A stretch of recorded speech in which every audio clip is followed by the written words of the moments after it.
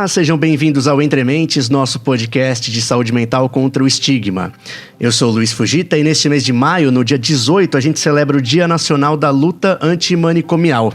A nossa convidada vai falar, com muito mais propriedade sobre esse tema, mas eu queria aqui dar um contexto muito breve, para a gente na conversa poder se concentrar no assunto que a gente realmente quer tratar, que é mais uma atualização, o que se entende por luta antimanicomial hoje, qual a importância dela hoje em dia, Esse nome antimanicomial, para quem não está familiarizado, se refere a manicômio, que é um nome que era mais conhecido, o lugar onde se tratavam os loucos, as pessoas com transtornos mentais, A gente tem registro de haver um local específico para cuidar de pessoas com transtornos mentais desde, a Idade Média, Mas esse termo manicômio, quando a gente fala dele ainda mais nesse contexto, de luta antimanicomial, num tipo de estabelecimento que se começou a se formatar na Europa, pelo que eu vi, depois até me corrija, Mara, se estiver errado, coisas que tem umas coisas que já começavam a aparecer com isso desde século XV, XVI até, mas aí uma forma mais sistemática, como um hospital, com uma cara que é o que a gente já começa a visualizar como um manicômio, é mais para o século XIX, eu acho, pelo menos estabelecido, O que vai marcar esse modelo é muito a privação de liberdade dos pacientes e o uso de o que a gente hoje reconhece cabalmente como maus tratos, e que na época se fingia que serviam de tratamento, ou então não se fingia nada porque o interesse não era tratar coisa nenhuma, era só largar lá mesmo, O hospital psiquiátrico desse tipo é muito recorrente em filme de terror, E é engraçado que, na verdade, a realidade não é tão distante do que a gente vê em filmes de terror, Tirando a parte sobrenatural, o horror mesmo, de muitas agressões, cela, corrente, comida estragada, enfim, nenhum tipo de cuidado de fato, existia nesse lugar. Na década de 60 no mundo, e aí mais fortemente na década de 70 no Brasil, começou a ganhar força um movimento antimanicomial, que é justamente, um movimento para lutar contra esse, entre muitas aspas, forma de tratar pacientes de saúde mental. Tem muitos agentes, muitas entidades que foram importantes, Como eu quero deixar essa parte muito breve para a gente conversar logo, não vou poder citar exatamente, Um dia a gente faz um especial sobre a história do movimento antimanicomial. Mas, um marco muito importante no Brasil é 2001, que veio uma lei, uma lei federal da saúde mental, que começou a estabelecer mais ou menos o modelo que a gente tem hoje. E aí, diante disso, a gente pergunta, bom, então por que faz sentido hoje a gente ainda falar, da impressão que então vencemos, a luta antimanicomial ganhou. Tinha aquela coisa horrível lá da Europa do século XIX, aí veio essa lei, não é mais assim. Legal, conseguimos. Não é bem assim, A gente tem por que estar fazendo esse episódio e não é só para relembrar, uma coisa histórica. Tem coisas atuais sobre as quais a gente precisa conversar. E a gente vai falar então, com a Mara Isa Coracini, que é psicóloga e trabalhadora da saúde mental. Muito obrigado, Mara, por ter, topado conversar com a gente sobre esse assunto. Obrigada eu, Luiz. Mara, começando nossa conversa então, Ainda existe no Brasil algo parecido com esse cenário que eu falei, e que as pessoas até visualizam com celas, pessoas quase como zumbis ali, às vezes altamente medicadas, ou só às vezes abandonadas num estado que o próprio transtorno delas deixa elas abandonadas. Isso ainda tem no Brasil? Acredito que sim, eu não posso te afirmar com toda certeza, mas em 2001, quando veio a Lei Paulo Delgado, começou o processo de fechamento desses hospitais psiquiátricos e dos manicômios por todo o Brasil. Mas até hoje eles ainda existem. Nos últimos anos, enquanto política pública, tem discutido muito o retorno de hospitais psiquiátricos. Isso não significa a volta das celas, nem a volta das correntes, nem as pessoas nuas e sofrendo diversos tipos de violência. Mas significa um modelo de atenção que foi ocasionando essa situação. Hoje em dia, a política pública, desde 2001, ela veio crescendo e se modificando de acordo com o que foi vivendo nessa desinstitucionalização, ou seja, ir lá tirar esses caras que estavam lá há anos dentro desses hospitais e trazer para serviços que trabalhem com a lógica do cuidado em liberdade. Uhum. E aí hoje ainda existem, por exemplo, hospitais, antigos manicômios, que têm ainda pacientes, muitos deles sem nome, sem registro, sem contato com a família. Há uma política de buscar essas pessoas e trazer hoje para o que a gente chama de serviço terapêutico residencial. Onde as pessoas vêm, são inseridas numa casa e voltam a conviver em sociedade. Então, acredito que esses lugares ainda existam, sim. Embora eles ainda existam, né, a gente imagine, não é exatamente naquela quantidade, né, que eu acho que foi o que motivou o movimento a começar, né? Tipo, aquilo era o padrão, digamos, de tratamento. Essa lei já até propunha, né, a extinção deles. Nesse sentido, eu imagino que ela tenha sido, né, bem sucedida, né? Acho que se houver, são coisas pontuais, em lugares, né, de mais difícil acesso, não é naquela magnitude que a gente tinha antes. Mas então, né, a que serve a luta antimanicomial hoje, se não é especificamente contra essa entidade do hospital psiquiátrico de filme de terror, né? Eu acho que é pela reinserção da pessoa com transtorno psíquico ou com sofrimento psíquico grave em sociedade. A gente sabe que a história dos manicômios não era só para quem tinha uma determinada loucura, né? As pessoas negras, leprosas, homossexuais, mulheres que não aceitavam se casar ou que engravidavam, eram de famílias ricas. Essa é a história dos manicômios, né? Não era necessariamente para pessoas que tinham apenas uma questão de transtorno mental, assim. E aí acho que hoje a gente vive isso a partir de uma outra perspectiva, porque acho que as políticas públicas e o modo que a sociedade veio vivendo também é de tentar incluir as pessoas que têm essa diferença no modo de ser, no modo de viver a vida. E a luta, acho que ela continua para dizer isso, assim, a gente quer cuidar da diferença, a gente quer que as pessoas que têm um modo diferente de viver possam transitar em sociedade, possam viver suas vidas, possam fazer parte dos territórios que habitam, assim. Esse parece ser um propósito, assim, que ninguém consegue discordar, né? Pelo menos no discurso. Mas, aí acho que é por isso que a gente tá conversando, né? Que resistência que existe a uma ideia como essa, né? Ou pelo menos esse ideal de tratamento. É uma coisa declarada? Tem gente que é contra e aí fala que isso não, você tá louco, você tá louco, né? Tá pirando, achando que vai tratar gente que não seja desse jeito, que é, né, talvez privando de liberdade. O que dizem as resistências ao movimento antimanicomial? Eu acho que existem vários níveis, assim.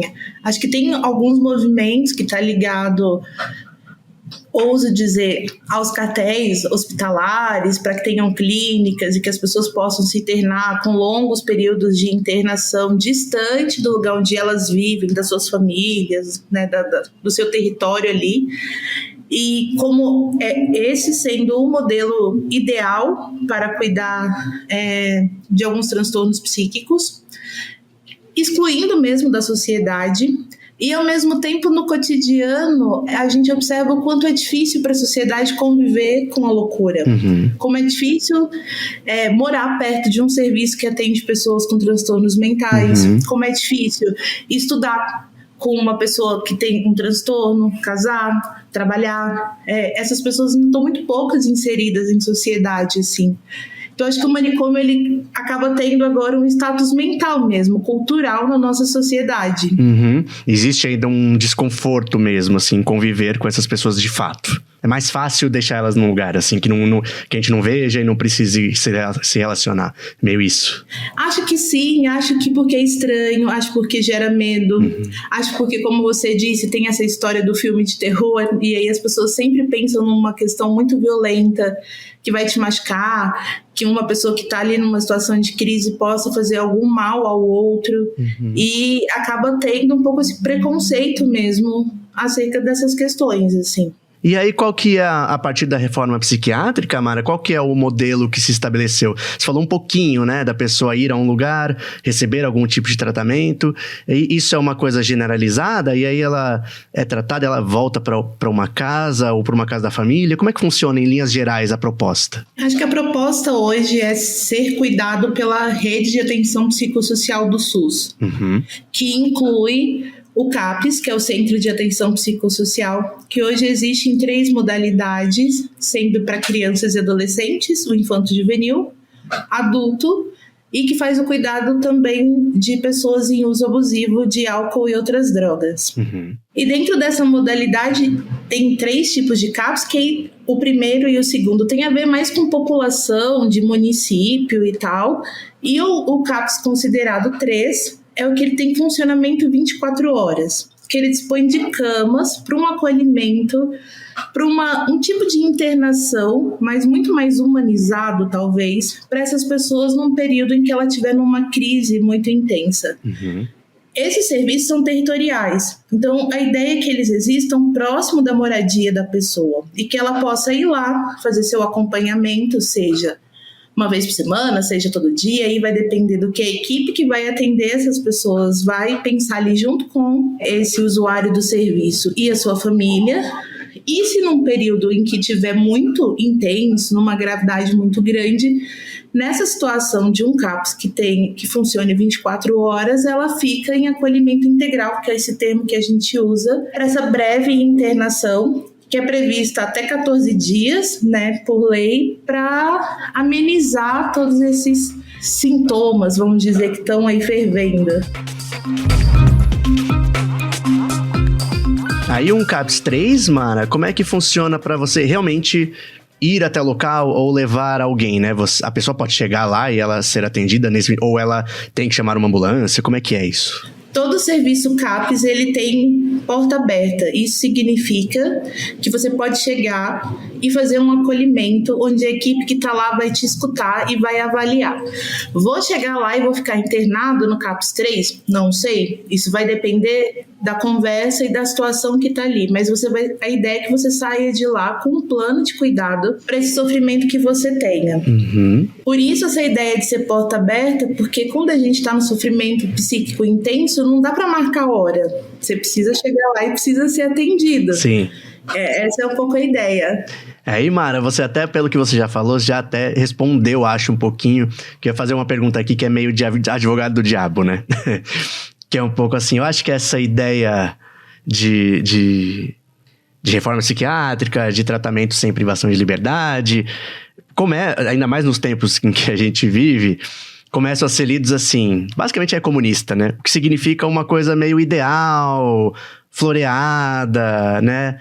E aí eu, pensando em algumas pessoas que podem até elas mesmas terem uma experiência que aí eu acho legítima, né? Não é só um discurso desse tipo, mas, por exemplo, alguém fala, nossa, mas eu tenho pouquíssimos recursos, né? Uma pessoa muito vulnerável mesmo e que, digamos, tem um familiar na casa com um transtorno bastante grave. Não existem situações em que a pessoa fala, nossa, eu não tem como. Tipo, eu conviver com a pessoa, ela vai, recebe medicamento, volta pra casa, eu não consigo controlar, eu posso até ter medo de alguma violência, por mais que a gente, né, reforce aqui sempre que isso é um estereótipo, né, da doença mental. Imagina num caso que exista, de fato, e que essa seja uma dúvida legítima, né? Como que um tratamento após a reforma psiquiátrica lida com um caso desses, bem específico mesmo? Eu acho que quando a gente fala de um cuidado em rede, é de pensar, acho que esse sofrimento e como que isso vai atravessando essa rede de suporte que essa pessoa tem. Imagina que para um familiar que vive com uma pessoa que tem um transtorno numa situação de crise, eu vivo isso todo dia, vejo. É muito difícil, é muito doloroso. E aí acho que quando a gente vai falando dessa rede, é poder pensar quais são os atores, sejam através das políticas públicas, até das outras secretarias, assistência social, judiciário, algum outro ou órgão que possa ajudar a intervir na situação que está se colocando ali, ou a rede de apoio territorial, um parente distante, uns amigos do bairro, os vizinhos, uma associação, a igreja. A gente vai contando com o que as pessoas têm de suporte ali, né? Porque, de fato, é uma situação muito difícil e sofrida. Uhum. As pessoas, então, imagino que tem uma ideia um pouco de tratamento desse jeito, eu não sei como eu vou chamar isso, uma ideia bem como é medicina ocidental, assim, né? Uma coisa, você vai lá, tem um problema, vai lá tratar, e tem que tratar, e não existe, assim, nessa coisa de, temos uma comunidade, vivemos com várias outras instâncias, a não ser um medicamento, né? Digamos, acho que você acha, trabalhando assim, você sente que é o que o pessoal, até entrar pelo menos nesse ciclo, tem um pouco essa ideia, tipo, ele tem esse problema, o que eu faço com ele pra curá-lo, digamos, alguma coisa assim? Sim, porque eu acho que a saúde mental, a nossa saúde mental, ela não a gente não cuida dela como a gente cuida de uma dor de cabeça. Eu tomo um analgésico e a dor de cabeça passou. O analgésico não deu, eu aumentei a dose, mudei o remédio e passou.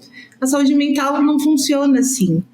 Ela tem, muitas vezes é preciso, né, de uma terapia medicamentosa, de um acompanhamento muito rígido e naquela situação, mas é importante ter calma, né? Porque é um processo. As questões que a gente vive com a nossa saúde mental se dão através das relações que a gente tem com o mundo, com as pessoas. Então a gente precisa olhar para essas relações que a gente tem para ajudar que aquele sujeito que está em sofrimento possa ali se reorganizando e se sentindo um pouco melhor. Então é um acompanhamento longo. E cura é uma palavra que é muito difícil e que praticamente a gente não pode pensar e trabalhar ou sentir quando se tem um transtorno mental grave, assim. Uhum. Acho que isso é legal você dizer, porque a gente, essa comparação com tem uma dor de cabeça, toma um remédio, vai, né? É diferente. Mas é diferente também até de uma coisa que pode ser mais complexa, né? Uma pessoa pode passar por uma cirurgia de cérebro, uma coisa altamente complexa, e que vai se encerrar ali, né? Ou seja, até isso é mais simples nesse caso do que a gente tá falando do que algum transtorno mental, né? E o transtorno mental a gente não consegue ver através de um exame. Muitas pessoas chegam e falam, a gente precisa de um diagnóstico, vamos fazer um exame para ver, né? Não vai sair no exame, no raio-x ou no exame de sangue. Ô Mara, pelo seu trabalho, você trabalha, né, num CAPS-3, justamente, que você mencionou, que é esse, né, dos 24 horas e de cuidados emergenciais. E aí, na nossa cabeça, pelo menos na minha, eu imagino que seja um que você vê muita coisa, né, e casos muito difíceis, né? Você recebe, uma parte do seu trabalho é assim, com pessoas que nunca frequentaram um CAPS, estão indo pela primeira vez, e aí você precisa ter um trabalho também educativo dele e da família. Queria saber um pouco como funciona isso.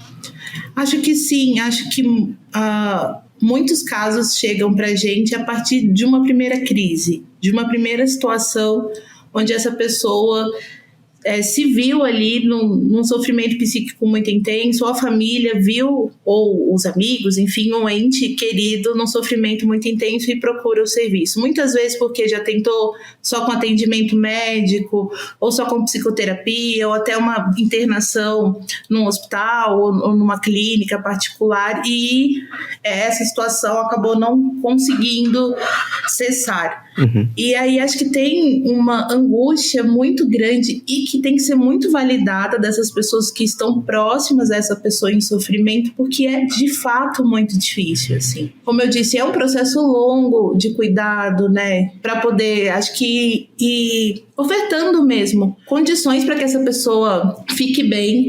Muitas vezes as pessoas esperam que esse ente, né, que esse ente querido que está aí sofrendo numa situação psíquica volte a ser quem ele era, daquele jeitinho, e talvez isso não vá acontecer. Uhum. Tem sempre muitas misturas com a questão da saúde mental, com religião, tem várias coisas místicas, assim, muito voltadas à questão psíquica. É sempre muito diferente cada caso e muito novo para quem chega. Sim.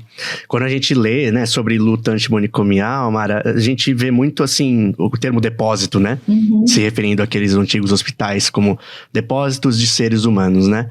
Além de ter contato com, assim, isso, né? Um familiar que deseja que seu familiar, um amigo, alguém que ela esteja acompanhando melhore, né? Você encontra também pessoas que gostariam, na verdade, de que fosse um lugar de depósito mesmo, porque desistiram e queriam só abandonar mesmo? Sim, muito. Isso acontece muitas vezes. E aí, nesse tempo, a gente vai tentando pensar junto o que é possível, porque às vezes não é possível mesmo estar junto. Uhum. E aí, pensar saídas que sejam possíveis para ambos, assim. Falando como uma agente do SUS, né, nesse caso, você tem contato, ou profissionais do CAPS, tem contato com outros agentes dessa rede que você diz que seria o modo ideal, algum lugar próximo, até igrejas, ou a comunidade em que a pessoa vive? Ou por enquanto acaba ficando uma coisa mais, a gente faz o que a gente pode e essa rede se constrói só espontaneamente, se houver, né? Eu acho que é o nosso trabalho cotidiano de construir essa rede. E essa rede precisa ser viva, né? Às vezes no papel ela funciona melhor do que no cotidiano de trabalho, às vezes no cotidiano de trabalho ela funciona melhor que no papel. Então varia muito, mas faz parte do nosso trabalho estar sempre muito próximo aos serviços, às pessoas que estão no território dos CAPs. Por isso o CAPs é um serviço territorial. Quando a gente vai ler isso é porque ele tem que fazer parte do território e o território tem que fazer parte do CAPs. Eu acho que esse é um dos nossos grandes desafios enquanto hoje trabalhadores da saúde mental, manter o nosso trabalho em rede, assim. Essa coisa de ser territorial é algo assim que está bem estabelecido, né?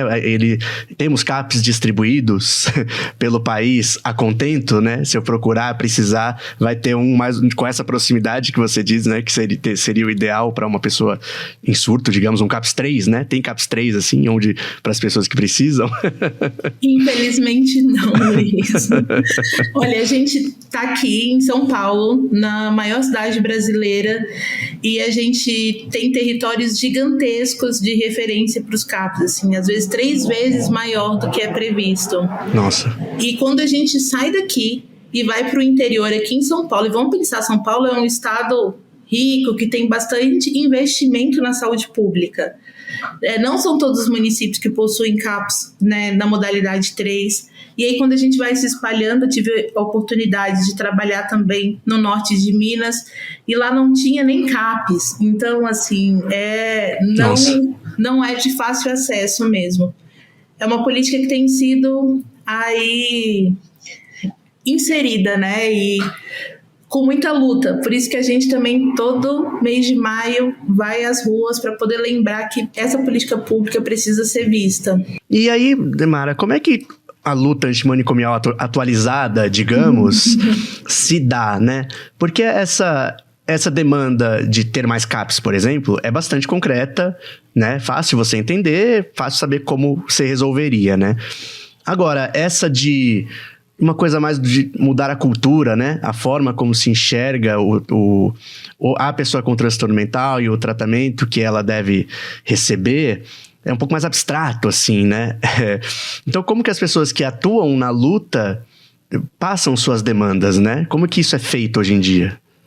Eu acho que a luta antimanicomial, ela vem para poder pensar a vida, e a vida de modo livre, assim. Então, nós, trabalhadores, familiares, né, tem diversas associações que tentam levar essa discussão para os seus locais de vida, para os seus locais de trabalho.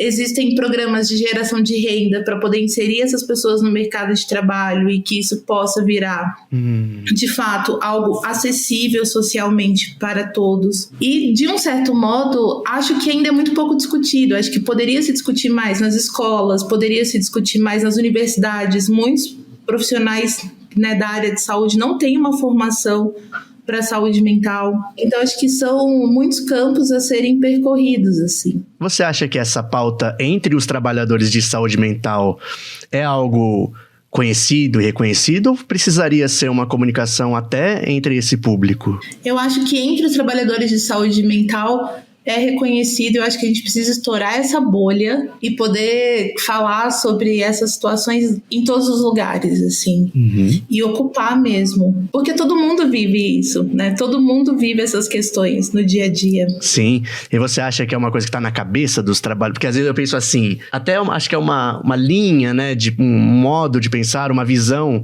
da saúde mental que até, digamos, na cabeça de um psiquiatra está, né? Mas ele pensa nisso intelectualmente. No exercício da sua profissão, às vezes ele faz o que a gente vê muito, assim, recebe alguém, dá um medicamento, né, de uma forma um pouco assim, de qualquer jeito. Não tem esse trabalho de educação que você está falando que precisa ter, né? Nesse sentido, você acha que também poderia ser um pouquinho melhor, assim, ser uma coisa mais do dia a dia mesmo? Acho que sim, acho que quando a luta antimanicomial vem, e a reforma psiquiátrica, que é esse movimento que, né, vem à luta, vem com uma ideia de uma educação permanente para todos os profissionais, seja os trabalhadores dos serviços específicos de saúde mental, sejam para os trabalhadores da rede. E muitas vezes a educação permanente acaba sendo pouco investida, né, nos serviços.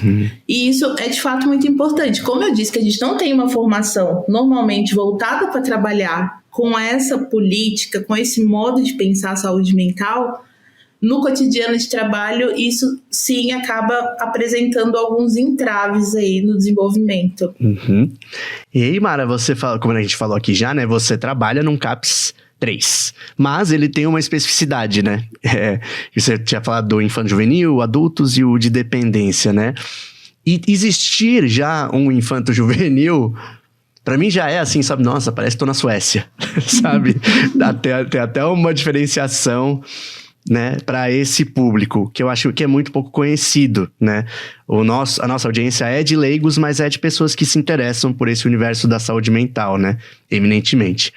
Então eu queria que você falasse um pouco sobre isso, né? Por que tem um CAPS específico para público infanto-juvenil? Você sabe que quando eu entrei para trabalhar num CAPS infanto-juvenil, eu pensei, mas para que tem um CAPS infanto-juvenil? Se o CAPS foi criado para tirar as pessoas do manicômio, as crianças não estão no manicômio. Passei um bom tempo, fui estudar isso, enfim. E aí, passou-se 10 anos que eu trabalho na saúde mental infanto-juvenil e eu fico pensando que ele existe para que os meninos e meninas não cheguem a viver essa experiência de uma internação por questões psiquiátricas, por questões de saúde mental. Então, acho que para poder, desde cedo, ajudá-los no desenvolvimento de suas habilidades, no desenvolvimento daquelas que, sim, eles apresentam alguma dificuldade, né, de suas famílias e de que possam viver a vida vivendo a diferença que eles têm. Então, acho que isso é muito importante. A demanda, ela é bem menor que na vida adulta, assim, mas ela tem sido muito crescente nos últimos anos, assim, de procura por um serviço de saúde mental infanto-juvenil. Hoje eu penso que é muito importante ter um CAPS infanto-juvenil. Sim, você entrou e tá há 10 anos, né? Permaneceu. Acho interessante falar isso porque é uma outra diferença, né? Eu acho, de tratar a saúde mental em relação a outras áreas da saúde, que é como o paciente é muito protagonista, né? Do seu próprio, do sucesso do seu tratamento, né? Falando em psicoterapia, tomar medicamentos da forma correta, conseguir, né, ser atuante, né? Um agente mesmo, né? Ativo no seu próprio tratamento. E aí faz todo sentido aí se falar que para criança e adolescente isso é vital, né? Que aí você já começa aprendendo justamente essa forma de lidar, né? Você chega a acompanhar esse público a ponto de ver uma mudança, assim, de falar, nossa, essa pessoa, se ela não tivesse tido essa assistência, ela seria um paciente adulto com muito menos ferramentas, né? Você chega a acompanhar uma evolução, assim? Sim, muito. E eu acho que essa evolução na infância e adolescência, ela é gigantesca. Porque acho que a gente trabalhando as habilidades aí, como eu disse, em rede, não é só no CAPS, né? É a família em casa, é com a escola, é com uma atividade extra-escola que essa criança realiza, mesmo com as dificuldades que ela tem, ali na frente vai ter um desenvolvimento muito grande. Ou adolescentes que chegam ali pra gente numa primeira crise psicótica e daqui um tempo de cuidado, tá super bem, não teve mais crise, seguindo sua vida, trabalhando. Às vezes eu tenho notícia, fulano entrou na faculdade, super feliz. Ou então alguém passa lá depois de anos que recebeu alta do CAPS, tá super bem, fala, vim apresentar aqui as pessoas, tô estudando, tô trabalhando, tô morando não sei na onde. A gente fica muito feliz, assim. Isso é muito bacana. Que demais. E para as famílias, imagino que também, né? Deva ser assim, nossa, que diferença fez no curso da vida mesmo, né? Não só para o paciente, mas acho que para as famílias também, né? Você chega a receber esse tipo de retorno, assim? Sim, bastante. A família no CAPS infanto-juvenil, ela é uma peça fundamental em todo o processo, né? Desde o cuidado de quando chega, durante, depois. E aí a família no modo em que ela se apresenta, né? Seja do jeito que ela está configurada, assim. Acho que sem a gente entrar em questões de família X, Y, é do jeito que a pessoa tem ali o seu núcleo afetivo próximo de cuidado. Claro. E esses pacientes mesmo, né, tendo essa assistência que é muito gratificante, né? Imagino para você ouvir depois, né, esses relatos. Eles também às vezes trazem histórias de que o preconceito dificulta muito, né, eles manterem uma vida como a gente imagina que poderiam ter. Certamente. Acho que é isso, assim, embora a gente pareça distante, ao mesmo tempo a gente já caminhou muito, assim, a gente já tem muitas pessoas que têm transtornos psíquicos graves convivendo com a gente, muitas vezes a gente nem sabe, porque não é para saber, Sim. porque isso não é para vir de uma forma relevante, assim. E acho que a gente vai construindo essa autonomia para que essa pessoa possa avaliar nesse momento em que ela tá e dizer, agora eu preciso parar um tiquinho isso aqui que eu tô fazendo, porque eu preciso me cuidar, porque eu sei que talvez vai dar ruim, né, ali daqui a pouco. Sim. Então, acho que é um tanto esse o nosso trabalho, assim, também.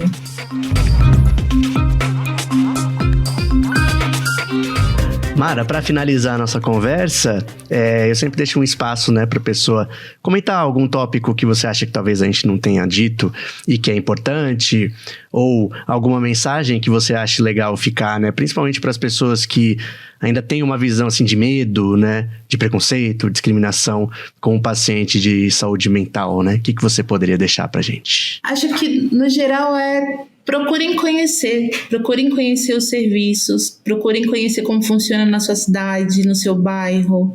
Acho que se tiver algum conhecido, alguém da sua família, algum vizinho que está passando por essa situação, acolha e escute. Sempre escute. A gente precisa muito dar lugar de fala para as pessoas, para a gente poder entender de onde ela está falando.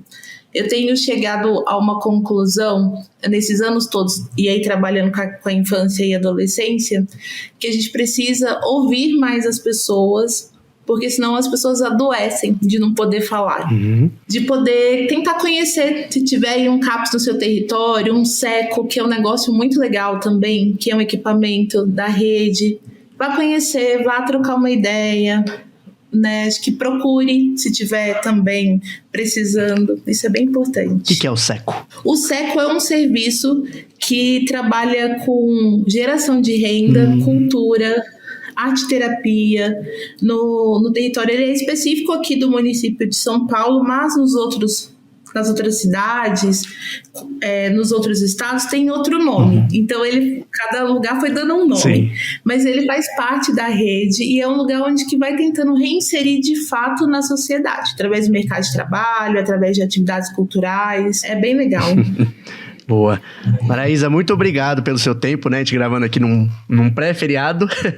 Tô segurando você aí pra ir descansar, né? E no seu caso ainda para suas férias, né? Obrigado por ter colocado mais um compromisso profissional aí pra atender a gente. Muito obrigado mesmo. Eu que agradeço, Luiz. Pra gente é sempre muito importante poder ter espaços assim pra poder falar de saúde mental e da luta antimanicomial.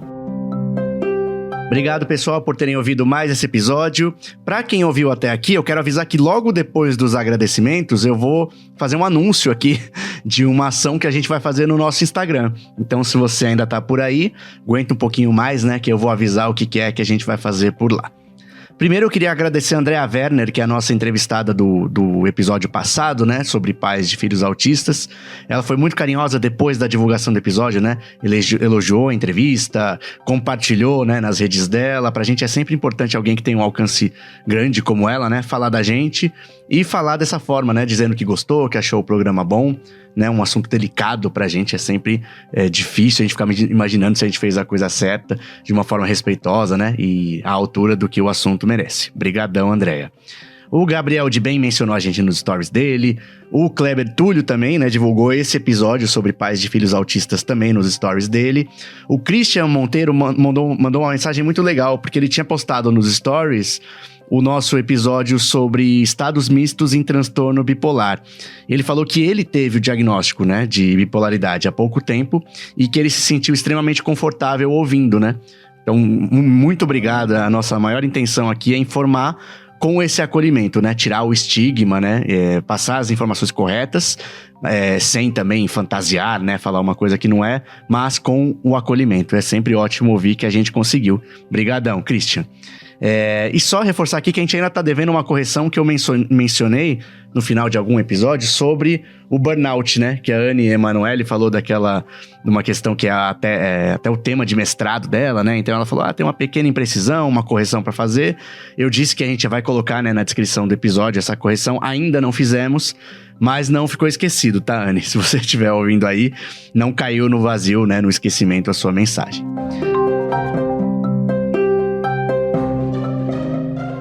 O anúncio especial que eu disse ali no começo que eu ia fazer é o seguinte: a editora Veneta, que para quem não conhece é uma editora muito legal, tem projetos gráficos muito bonitos, um cuidado editorial assim, que não se encontra em qualquer editora, tá lançando o livro Aurora, Memórias e Delírios de uma Mulher da Vida. Os autores Joel Birman e Silvana Gerra. Eu vou ler aqui a sinopse, né, que eu acho que é o mais fácil para vocês entenderem do que eu aqui ficar contando, até porque o livro ainda não foi lançado, então eu não li. Acho que o jeito mais fácil de vocês entenderem do que se trata é lendo a sinopse da própria editora.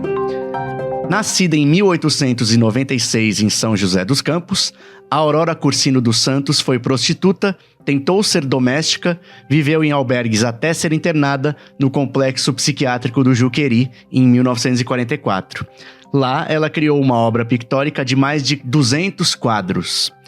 Transitando entre os campos da história da arte, da psicanálise e da literatura feminista, Aurora, Memórias e Delírios de uma Mulher da Vida é também um importante documento sobre a condição da mulher no Brasil no século XX.